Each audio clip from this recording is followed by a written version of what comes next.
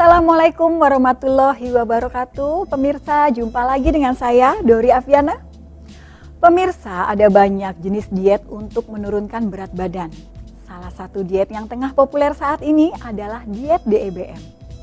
Diet ini mengklaim dapat menurunkan berat badan hingga 2 kg dalam 1 minggu.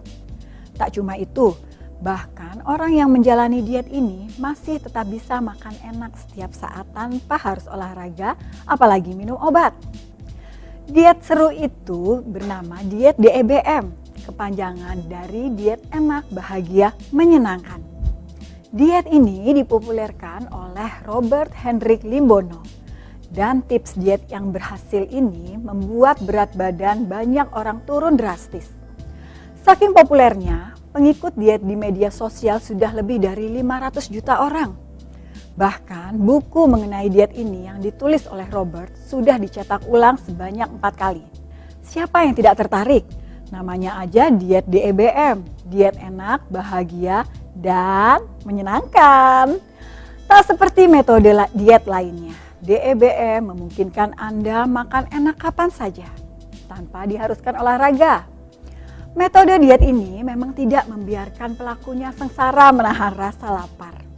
Sebaliknya, para pelaku diet diberi keleluasaan untuk makan makanan favorit, sebanyak yang mereka mau tentunya. Namun tentu saja jenis makanan yang harus dikonsumsi harus sesuai dengan prinsip-prinsip diet DEBM, yaitu rendah karbohidrat dan tinggi protein serta lemak. DEBM menganggap karbohidrat merupakan salah satu penyebab seseorang mengalami obesitas alias kegemukan. Hal ini karena karbohidrat adalah salah satu zat gizi penyumbang kalori yang cukup besar. Apalagi jika dikonsumsi terlalu banyak. Semakin banyak karbohidrat yang Anda makan, maka semakin banyak pula kalori yang masuk ke tubuh Anda. Jika Anda salah satu orang yang tidak banyak melakukan aktivitas fisik, lama-lama penumpukan kalori di dalam tubuh bisa menyebabkan kenaikan berat badan. Itulah sebabnya diet ini menekankan pengurangan asupan karbohidrat seminimal mungkin. Untuk memenuhi kebutuhan energi yang tidak didapatkan dari karbohidrat, diganti dengan konsumsi makanan yang tinggi protein hewani pada pagi dan malam hari. Menariknya, diet ini tidak melarang untuk mengkonsumsi makanan tinggi lemak, termasuk makanan yang digoreng sekalipun. Tak hanya itu, diet ini ternyata juga tidak melarang penggunaan penyedap rasa seperti garam dan vetsin atau misin MSG. Pemirsa, pantangan terbesar diet ini adalah gula, entah itu gula murni maupun gula dalam bentuk lain. Secara umum, berikut beberapa pantangan makanan untuk diet DEBM. Karbohidrat seperti nasi, pasta, sereal, mie, roti, dan makanan bertepung lainnya. Pemanis seperti gula, madu, sirup maple, kecap, dan lainnya. Minuman bergula atau minuman manis misalnya soda, teh manis, susu coklat, atau jus.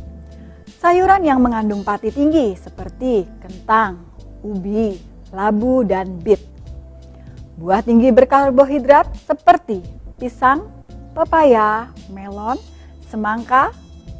Sementara itu, beberapa jenis makanan yang dianjurkan ketika menjalani diet DEBM adalah telur, semua jenis ikan, khususnya ikan berlemak tinggi seperti salmon dan tuna, daging sapi dan unggas, susu dan produk turunannya seperti yogurt, keju, krim, dan mentega.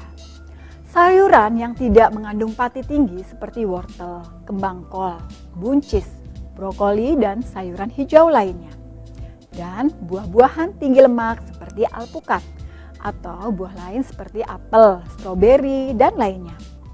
Pemirsa, jika dilihat dari aturannya, diet ini sekilas mirip dengan diet keto. Beberapa metode yang mungkin ada yang mirip, namun banyak juga metode yang tidak mirip dengan diet keto. Dalam diet keto ada panduan atau standar terkait asupan lemak yang dianjurkan. Misalnya, diet keto mengharuskan pelakunya untuk mengkonsumsi lemak sebanyak 75%, 20% protein, dan 5% karbohidrat. Sementara diet DEBM tidak mewajibkan pelakunya untuk mengkonsumsi banyak lemak. Yang terpenting adalah asupan protein hewaninya. Intinya, diet ini menekankan prinsip lebih mengurangi asupan karbohidrat ketimbang protein dan lemaknya. Meski dianggap sebagai diet yang ampuh untuk menurunkan berat badan, diet rendah karbo, tinggi lemak sangat mungkin untuk memunculkan efek samping seperti sakit kepala, mual, merasa lemas, lesu dan tidak bertenaga, sembelit, kembung, kram otot, insomnia, bau mulut. Selain itu, fungsi karbohidrat membantu menjaga jumlah protein atau massa otot dalam tubuh. Ketika asupan karbohidrat rendah, maka tubuh otomatis mengambil protein sebagai sumber energi. Lama-lama kondisi ini dapat menyebabkan jaringan otot menyusut atau bahkan pecah. Lebih jauh lagi, diet rendah karbohidrat dapat menyebabkan jumlah bakteri baik di dalam usus menurun, yang mempengaruhi produksi asam lemak rantai pendek dan antioksidan di dalam usus. Padahal, kedua senyawa ini sangat diperlukan untuk menjaga kesehatan usus. Jika dilakukan terus-menerus, tanpa diimbangi dengan pola hidup yang sehat, diet ini bisa berbahaya bagi tubuh Anda. So pemirsa, bijaklah dalam memilih metode diet yang tepat. Sesuaikan dengan kondisi masing-masing. Setiap pilihan ada baik dan buruknya.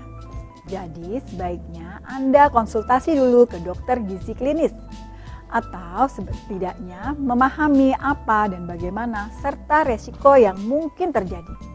Selamat mencoba. Saya Dori Afiana. Buka wawasan, tumbuhkan kreativitas. Wassalamualaikum warahmatullahi wabarakatuh. Sampai jumpa.